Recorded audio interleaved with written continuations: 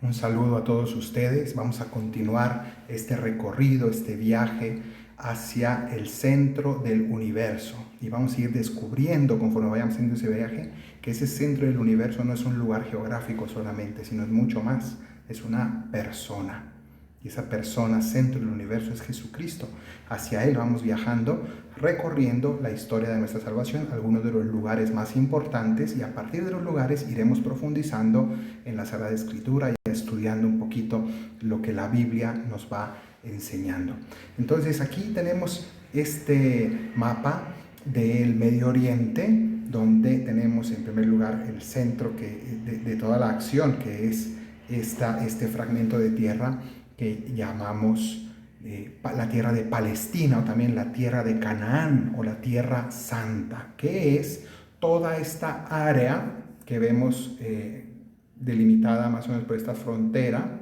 Hoy casi todo esto es el estado moderno de Israel, y aquí está esta frontera. Esta parte de aquí, la frontera natural, es el río Jordán, llega hasta el norte, que es el lago de Galilea, y sube por aquí y cierra acá. Entonces, este es, digamos, la parte principal, pero no nos vamos a limitar a esto, sino que al otro lado del Jordán, lo que la Biblia a veces llama Transjordania, es decir, esta zona de este lado, hoy se llama el país de Jordania, que es prácticamente puro desierto.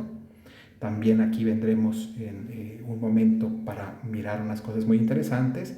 Arriba tenemos el Líbano, Siria, y de este lado aquí Irak. Interesante porque gran parte de la historia de la salvación empieza justo en ese lado de esta tierra. Irak, Ur de los Caldeos, sería el sitio de donde provenía Abraham, y que él migró desde allí hacia la tierra de Canaán, que es Tierra Santa. Entonces ahí vamos a movernos. Al sur de Irak y de Jordania tenemos Arabia Saudita, ¿no?, donde tiene su cuna el Islam. Los musulmanes en el siglo VII después de Cristo, Mahoma fundaría una nueva religión tomando elementos del judaísmo y del cristianismo y bueno, añadiendo otros elementos, comienza lo que es el Islam, y aquí tenemos la Meca y Medina, las dos ciudades más santas para el Islam. La tercera será Jerusalén, ya lo explicaremos más tarde. Y sin embargo, hoy vamos a empezar aquí, en Egipto. Ven ustedes que estamos aquí al sur de Israel, de Jerusalén, abajo. Todo esto es Egipto. Y aquí se encuentra el Nilo. Realmente en Egipto solamente en torno al Nilo está poblado, el resto es muy desértico. Entonces tenemos toda esa región, y este es el lado, digamos, más importante de Egipto. Y al norte de lo que hoy llamamos el Cairo, más o menos por esta zona de aquí, estaría la antigua ciudad de Ramesés. No Ramsés como el faraón, sino Ramesés. Esa ciudad, que si no me equivoco está nombrada así precisamente por el faraón, en honor al faraón, pero es la ciudad de la cual habrían salido los judíos. Recordamos la historia de que Moisés se salvó de haber sido asesinado desde bebé por la persecución contra los judíos. Su madre le salva la vida poniéndolo en el Nilo. Aquí tenemos más o menos el Nilo. Aquí aparece el cauce del Nilo. Aquí está, perdón, Nilo, aquí lo dice. Y en el Nilo él sería encontrado por la hija del faraón y terminaría siendo parte de la familia real.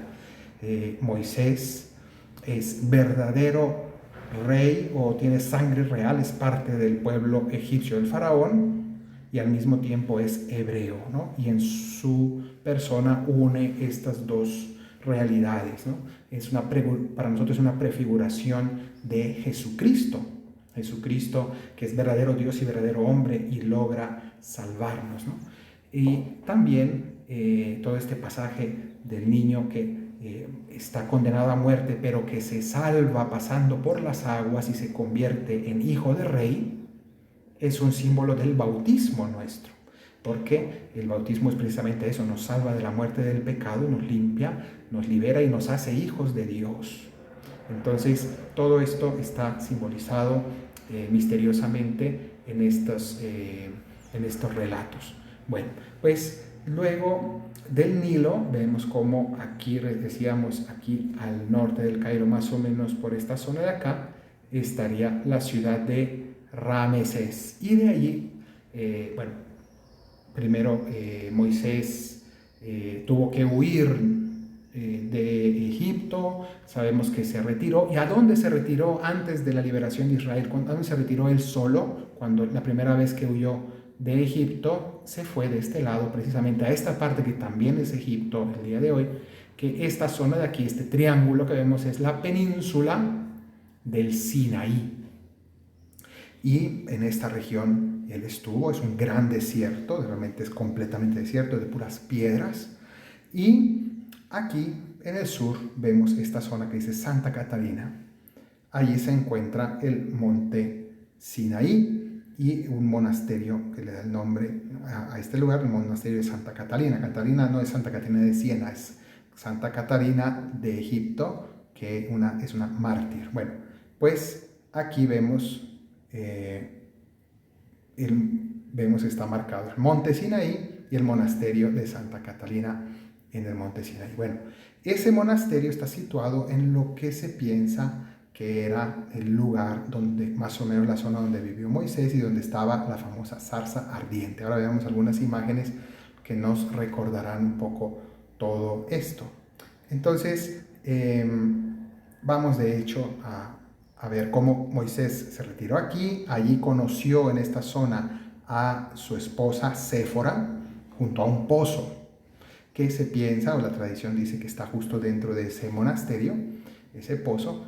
Y cada vez que veamos un pozo en la escritura, está refiriéndose a un tema matrimonial. ¿Por qué? Porque era un lugar típico donde los hombres iban a buscar esposa. Las mujeres eran las encargadas de ir al pozo, no los hombres. Entonces, si un hombre iba al pozo era para conocer mujeres. Y por tanto, cada vez que en la Biblia aparezca un pozo y un hombre que va a un pozo, está hablando de un matrimonio. Y así también, sediento en el desierto, Moisés se detiene en ese pozo, termina defendiendo a esta muchacha que terminará siendo su esposa Séfora y hará vida allí, lejos ya de su Egipto natal, y luego aquí es donde Dios le hablará de su vocación de liberar a Israel. Entonces, esto es en esta región y de hecho les voy a mostrar aquí una imagen donde podemos ver la escena del Sinaí, de la zarza ardiente, al pie del monte Sinaí, que es una montaña rocosa altísima, altísima, uno caminando.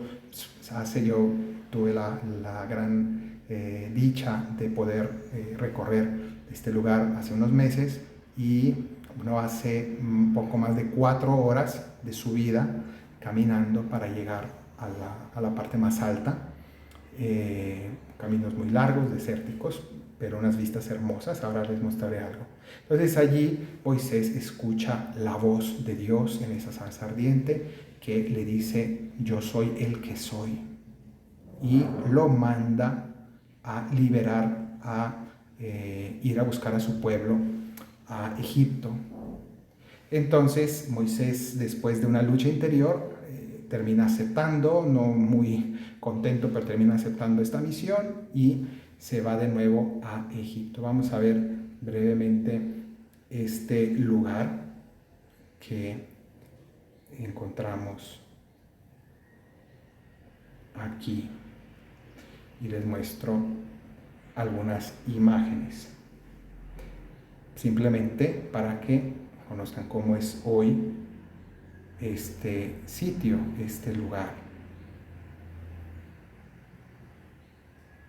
Podemos ver por aquí algo de adentro de este monasterio, ¿verdad? Toda esta zona, aquí tenemos esta formaciones rocosas de la montaña al pie del Sinaí. Y bueno, pues algunas de las partes de este lugar. Bueno, y hay un dato curioso, y es que este monasterio, aquí lo tenemos, tiene unas murallas muy altas, y antiguamente no tenía ninguna puerta en las murallas, ninguna puerta. Y entonces, ¿cómo hacían para entrar y para salir de ahí? Es como una gran fortaleza, claro, está en medio de un lugar sumamente desértico y por tanto también peligroso, pero también era una manera de retirar a los monjes en oración.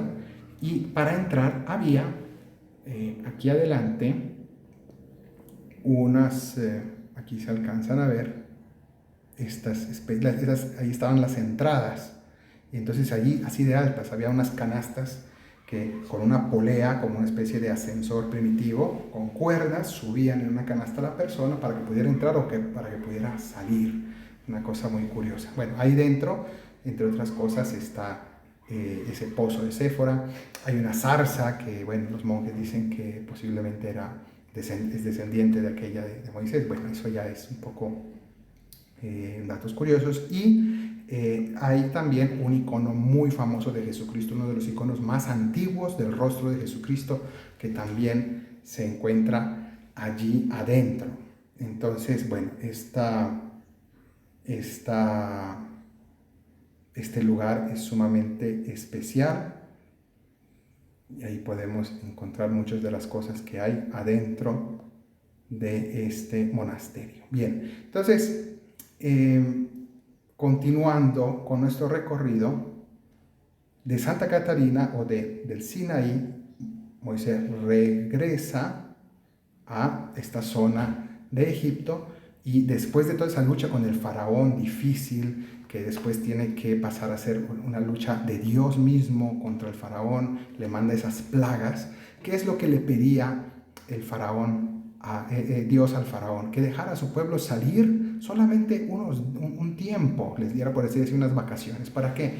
Dios quería educar a su pueblo, que estaba ya mucho tiempo, que había estado esclavizado, porque había estado viviendo en medio de estos paganos de Egipto, y que por tanto se habían mezclado con las religiones paganas, que no conocían al verdadero Dios, no adoraban al verdadero Dios. Entonces, básicamente, podemos decir que le pedía a Dios le pedía a Dios al faraón y a los judíos que tuvieran un retiro, una especie de retiro. ¿Dónde? En el Sinaí, precisamente, en ese lugar alto, que se fueran allí de viaje y que tuvieran un retiro, es decir, que fueran a adorar al verdadero Dios, a hacer oración y a aprender y a conocer la verdad sobre Dios, para purificarse de las idolatrías paganas.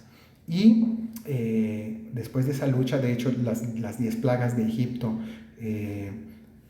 son con distintas plagas, incluso de animales, que eran animales que los mismos egipcios adoraban, que tenían dioses que tenían forma de estos, por ejemplo, las ranas u otros, las langostas, y todos estos tienen que ver, cada una de las plagas, con distintas formas de idolatría que vivían los egipcios. Entonces, finalmente salen, y el faraón, bueno, sabemos la historia de la Pascua, como Dios les da unos mandatos, y les manda tener una cena antes de la noche de la liberación.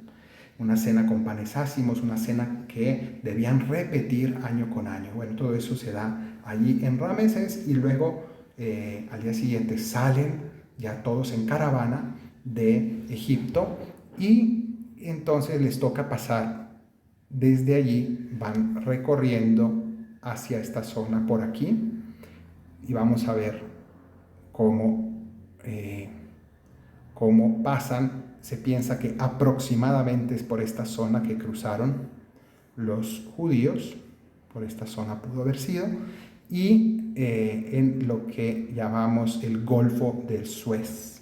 Todo esto, digamos, arqueológicamente es discutido, pero más o menos es la región, y es allí donde se da este episodio que conocemos de de las aguas, digamos que atravesaron las aguas los egipcios, ¿no? Entonces más o menos en esa región, en esa zona, y aquí tenemos otra representación artística, ¿verdad? Hay varias maneras como esto se explica, siempre pues es visto sin duda como un milagro de Dios, pero eso no quita que pueda también tener, digamos, la intermediación de fuerzas naturales en cuanto a posibles fenómenos en los cuales baja la marea, permite que se seque alguna parte, y esto no le quita de ninguna manera el hecho milagroso de que haya sido esto justo en el momento en que lo necesitaba el pueblo que huía de los egipcios. Y entonces, bueno, ellos cruzan y al final se liberan de los egipcios y ellos recorren su camino por esta zona y llegan de nuevo hasta el Sinaí otra vez. Bueno, pues el monte Sinaí va a ser el monte Sinaí, aquí lo tenemos, va a ser el lugar donde Moisés, entre otras cosas, recibiría una teofanía. Vean, aquí, bueno, pues Moisés se retira 40 días y 40 noches en la cima del Sinaí. Aquí tenemos algunas imágenes del Sinaí. Son unos paisajes hermosos, desérticos, pero muy bellos que encontramos en esa zona. Y Moisés tiene ahí ese retiro, por decirlo así, que se va ahí 40 días, 40 noches, él solo de la cima a hablar con Dios. Y allí es donde él, pues, baja de nuevo, pero con el rostro iluminado, un rostro terrible. Dice que luego Jesús hará referencia a esto en la transfiguración, en el monte alto también. Y allí es donde él recibe de Dios las tablas de la ley. Dios está formando un pueblo, quiere que ese pueblo elegido conozca su voluntad por encima de los demás pueblos del mundo, sea el pueblo que es beneficiado por Dios porque tiene la sabiduría que no es humana, que no son inventos de los hombres, sino que es Dios mismo que les da su sabiduría. Él les da estos mandamientos porque les dice: quiero prepararles porque tienen que ser un pueblo que se acostumbre a vivir con su Dios. Su Dios va a vivir en medio de ustedes, y para que ustedes puedan vivir al lado de Dios, tienen que ser un pueblo puro, un pueblo santo, un pueblo que conozca la sabiduría. Y entonces les da estos 10 mandamientos que es para toda la humanidad. Y esa es la primera preparación. Y Dios quiere venir a habitar en medio de su pueblo y les manda a enseñar su voluntad. Pero cuando Moisés baja de allí, entonces se encuentra con que el pueblo está adorando a otros dioses, han vuelto a la idolatría, han vuelto al pecado, ¿no? Y cuando nos habla de esto, pues no solamente se trata de haber hecho una estatua, sino realmente de haber olvidado al verdadero Dios y de haber caído en todos los vicios, ¿no? Era un pueblo sumamente pecador, ignorante y pues no muy diferente a la humanidad de hoy.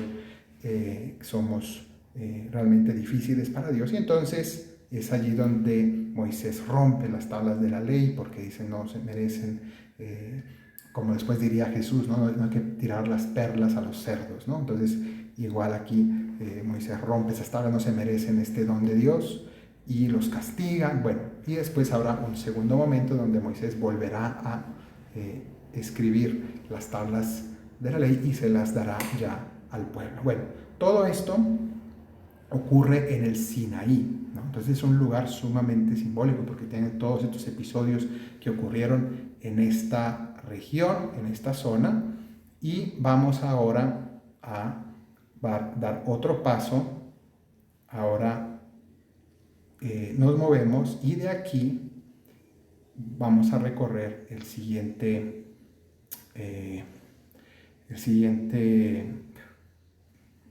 tramo, que va desde el Sinaí.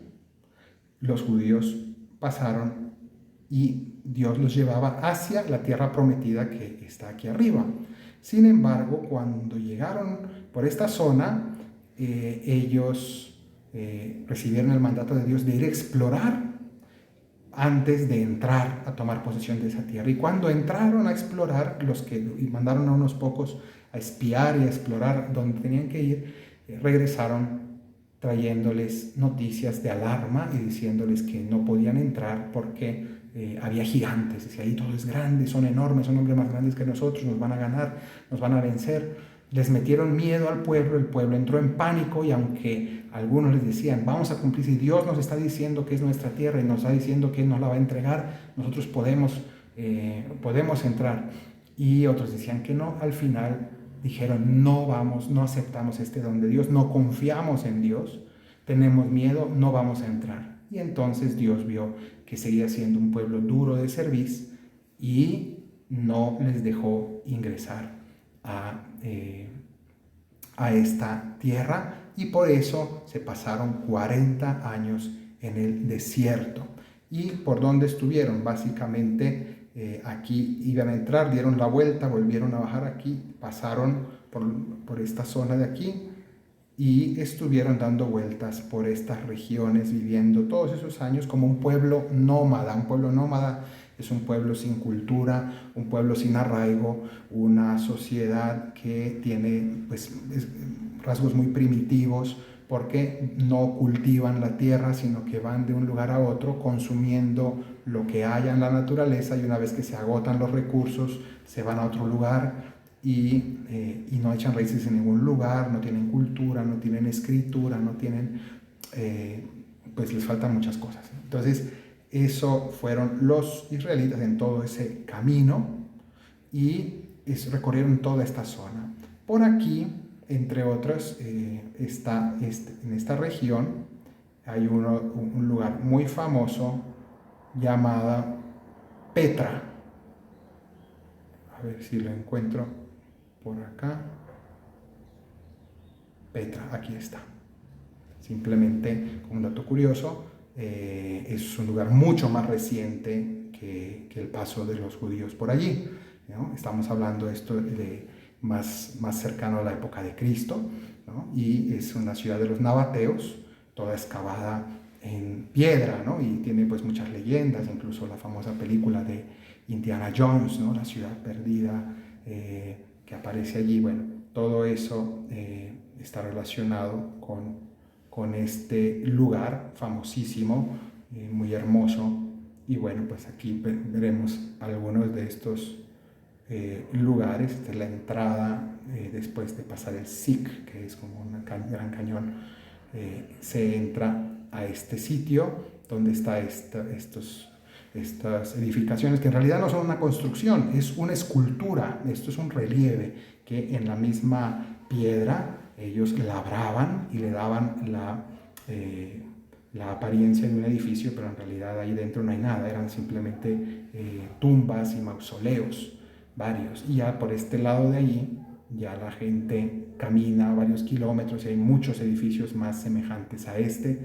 Y bueno, es un lugar impresionante en medio del desierto. Bueno, esos eran los nabateos, que imitaban los edificios de otras culturas, y llegaron a tener un lugar grandioso, muy bien reservado, muy bien resguardado. Bueno, esto es esta ciudad, pero como les decía, no es, aunque se menciona en la Biblia, en el Antiguo Testamento aparece Petra, también se menciona, pero digamos que no tiene directamente que ver con el paso de los judíos. Allí hay una tradición que dice que ahí cerca de Petra está enterrado el hermano de Moisés, Aarón, y hay un lugar que se dice ser la tumba de él, y bueno, varios otros episodios cercanos a esta zona, a la región por la cual pasaron los judíos, y yendo hacia el norte pasaron después al lado de todo esto que es el Mar Muerto, siempre de este lado, todavía no del lado de Tierra Santa, sino de este lado, y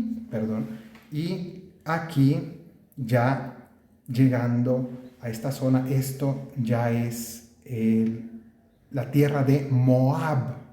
Cuando la Biblia nos habla de los moabitas, está hablando de la gente de esta región o de esta zona. Y vamos a hablar aquí de dos cosas interesantes, y con esto vamos a parar el día de hoy porque ya van a ser suficientemente interesantes. Una para no cortar nuestra historia, vamos aquí, vamos a encontrarnos este lugar que dice el Monte Nebo, el Monte Nebo. ¿Y qué quiero yo subrayar de este Monte Nebo?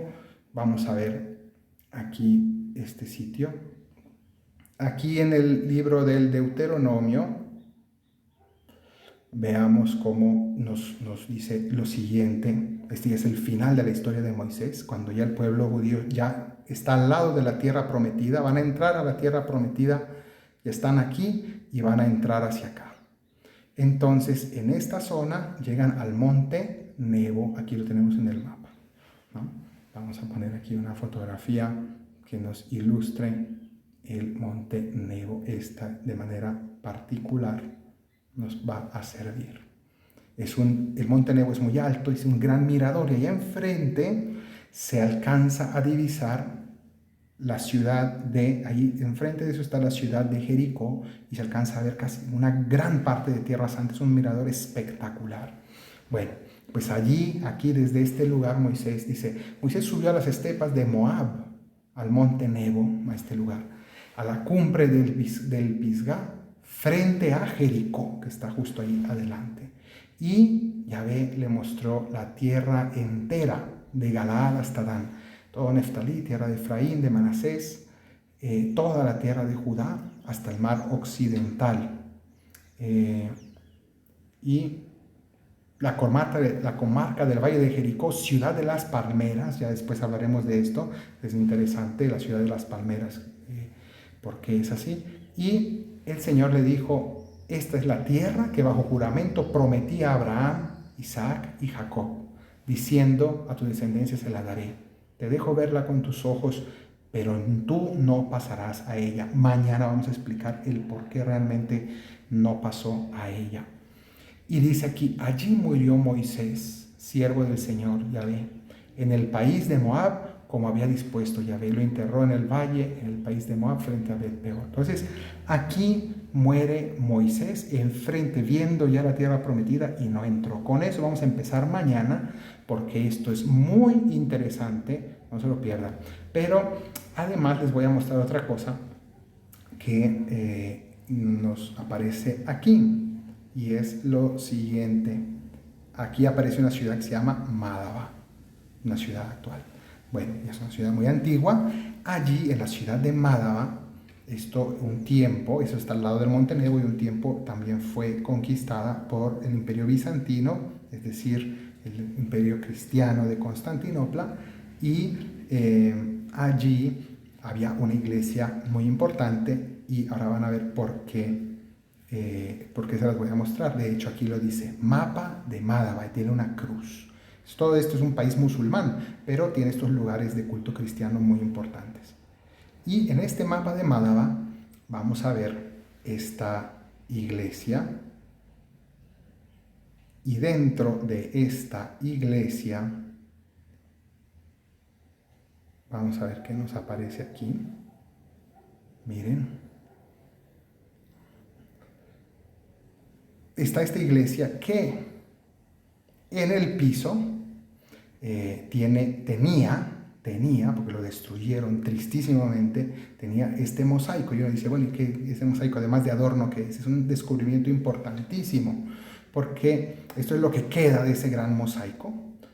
A un genio antiguo se le ocurrió, en esos siglos, estamos hablando en torno al siglo V, sexto, y en ese momento se le ocurrió poner un mapa de todo Tierra Santa, es decir, como el Nebo que está ahí al lado es un lugar desde donde se puede ver la Tierra Santa, los distintos pueblos. Entonces él, tomando esa vista de todo Tierra Santa, hace un mapa gigante en todo el piso de la iglesia. Es una iglesia ortodoxa, ¿no? De rito ortodoxo, y hace todo un mapa con el Mar Muerto que aparece aquí y las distintas ciudades, ¿no? Por aquí estaría Belén, y este óvalo que se ve aquí, esto es la ciudad de Jerusalén. Aquí en griego dice Hagia Polis Jerusalén. Entonces Santa ciudad de Jerusalén. Y está todo esto. Bueno, con todo detalle. ¿Y por qué es interesante esto? Porque, fíjense ustedes, que vamos a ver si hay una imagen más clara de todo esto. Pero ¿por qué es interesantísimo el mapa de Mádaba? Porque resulta que en la antigüedad, pues, para hacer un mapa, necesitabas de, vamos a ver si yo debo tener alguna imagen aquí. Aquí, por ejemplo, esta es una imagen solo de Jerusalén, ¿no? Y de ese mapa. En la antigüedad, si querías hacer un mapa, tenías que tener un pergamino. Y entonces esos pergaminos duraban poco tiempo. Entonces, ¿qué pasa? No teníamos, y hoy no tenemos ningún mapa antiguo de Tierra Santa en el cual confirmar cómo eran las ciudades o dónde estaban localizadas las ciudades mencionadas en la Biblia.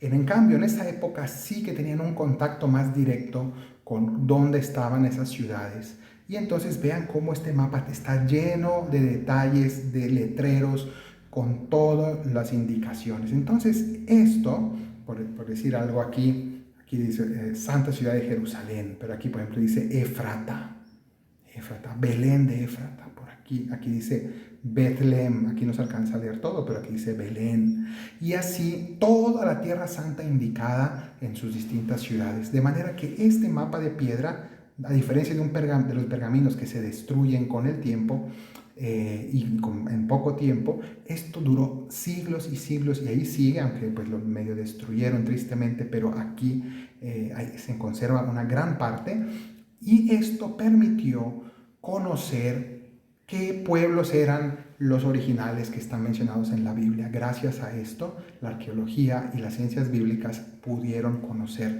muchos detalles de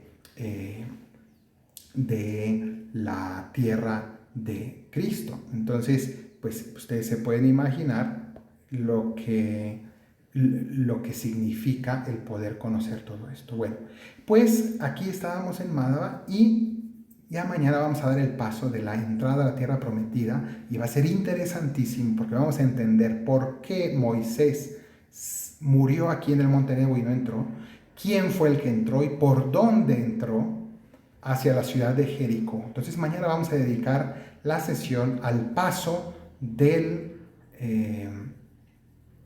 Jordán y todo lo que tiene que ver también con un sitio muy importante, el lugar del bautismo de Cristo. Y aquí van a ver cómo se juntan 3 episodios bíblicos en distintas épocas, pero en el mismo lugar, y cómo nos ayudan a entender todo lo que ocurrió en este tramo, en esta línea que hay entre el Monte Nebo, Jericó y en medio el lugar del bautismo de Jesús.